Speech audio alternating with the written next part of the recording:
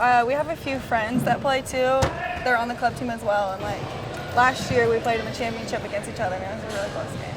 Because I mean, just getting an ace is like awesome, but like when it's a rally and it goes back and forth, you like just want that point so badly for your own team.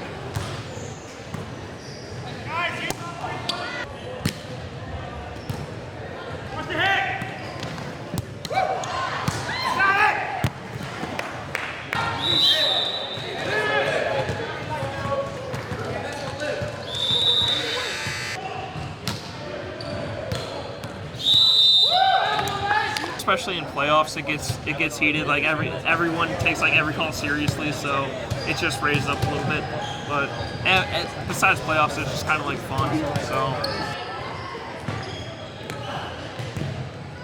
like the first time I played Intermural Volleyball, I was like, I don't know how it's gonna be. But usually we just like actually go to the gym for fun and just practice because it's just a good time. I think there's like different brackets, I think, and there's 4 teams in our bracket, so we'll play every team in our bracket, and then like the team that wins the most in each bracket will play against each other, and then